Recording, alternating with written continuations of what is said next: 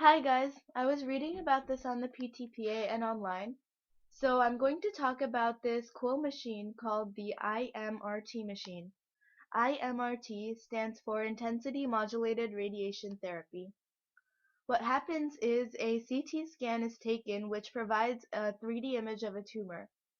The imrt machine uses the CT scan as a reference to target X-rays to a tumor and get rid of it. The machine speeds up the rate at which an electron travels.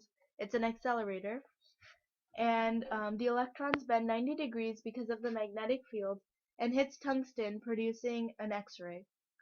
There are metal leaves in the machine which conform to the shape of the tumor, allowing X-rays to only affect the tumor and not the surrounding tissues. This is very useful for removing tumors which are close to important organs. This is a CT scan of a brain tumor shown in red, which will be used as a reference in the imrt machine.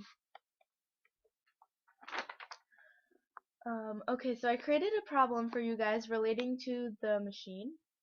The problem is, what is the highest velocity that the electrons in the imrt machine can travel at and still produce a feasible magnetic field when the radius is 5 centimeters?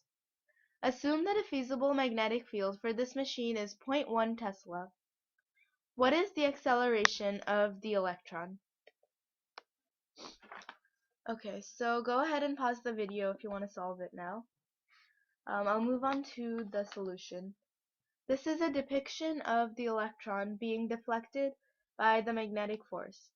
If we were to use the right-hand rule, we would point our thumbs in the direction of the arrow on the screen, because that's the velocity, and we know that there's a radial force and that we're dealing with both an electron.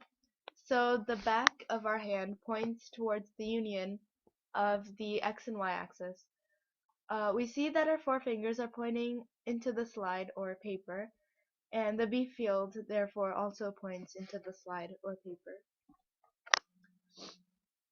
Okay, so now for the answers. We can set QVB sine theta equal to mv squared over r. Sine of 90 degrees is 1, and I also isolate the velocity, so it follows that v is equal to qbv over m. We substitute in the values. Remember that the charge is 1.6 times 10 to the negative 19, and the weight of an electron is 9 times 10 to the negative 31st. Also, 5 centimeters is 0.05 meters. So you solve for the velocity, which is 8.89 times 10 to the 8 meters per second. Then to find acceleration, we recall that F equals ma, and in circular motion, F equals mv squared over r. So acceleration is v squared over r. Once again, you plug in the values and get that acceleration equals 1.58 times 10 to the 19 meters per second squared.